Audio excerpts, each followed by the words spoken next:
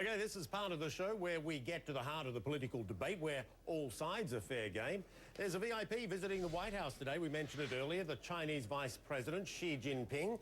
He's the eventual heir to China's presidency. He and President Obama have been talking about a range of issues today, no doubt including trade, the US military presence in the region, China's growing military strength. Joining me now, CNN contributor Maria Cardona and Republican analyst Lenny McAllister. Let's start with you, Maria.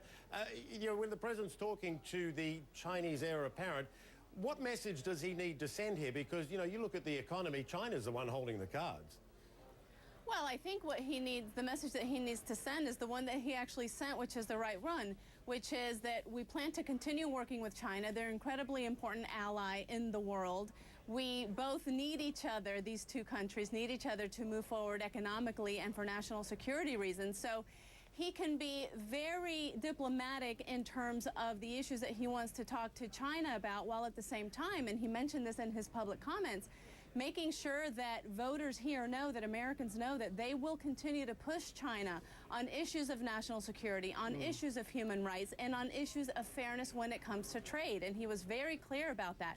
So I think that he has to be careful, but he can do both in terms of making sure that we continue to cooperate with China while at the same time pushing them on the difficult issues. I think polite in public and firmer behind closed doors. Lenny McAllister, Republicans have been talking tough about China, but a lot of people think that this guy could be easier to deal with than the incumbent. How are Republicans going to be looking at this visit? Well, they're going to be looking at this visit wondering how President Obama is going to make sure that he lets the Chinese know that the presidential heir is there for the Syrian people. We cannot forget that the Russians and the Chinese were the ones that blocked some of the movement that the UN tried to do in regards to the Syrian slaughter that's going on right now in the Middle East.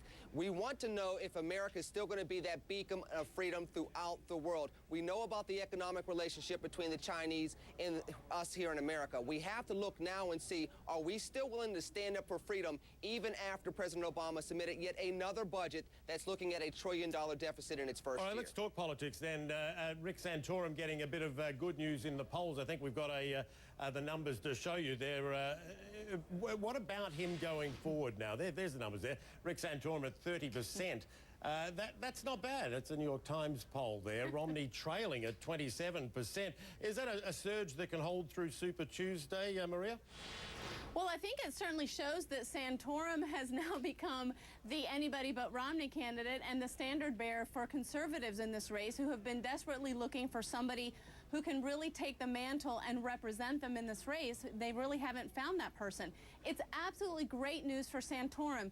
Can he continue that into Super Tuesday? If he continues to raise the amount of money that he's raising, and if he continues to draw the crowds that he's been drawing, I think he can. What we're going to see from Romney is that they're going to go at him with everything that they can from their super PAC. Right. But Romney is in real trouble here, so we'll see. Okay, Lenny, what about Newt Gingrich? He's still hanging around. That does sort of split the anti-Romney vote.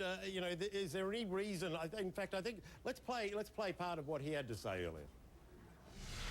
He had a really good Tuesday, and suddenly the very people who told me I was dead in June came back and said, "See, I told you so." Well, I have a message for him. I'm still here, and we're going to come back again. Any reason, Lenny, why he should pull out? Well, the reasons why he should pull out is his performance in Florida, his performance recently, the fact that the one thing that he always had going for him were his debate performances. He fell flat in Florida, and he's had this big lag in between times where he can get back on stage and contrast himself. Now, what he does have to his advantage is the fact that there are a couple of CNN debates coming up before Super Tuesday. If he can bounce back, if he can get a little bit more money behind him, and maybe he can contrast himself against both the front runner, who, whether that's Santorum at this point or it goes back to being Romney, and President Obama, he can get that bounce. But he can't look the way he did in Florida. If he has another Floridan performance, he's done. Yeah, Maria Cardona and Lenny McAllister, got to leave it there. Thanks so much. That is Thank you so much, fair Michael. game.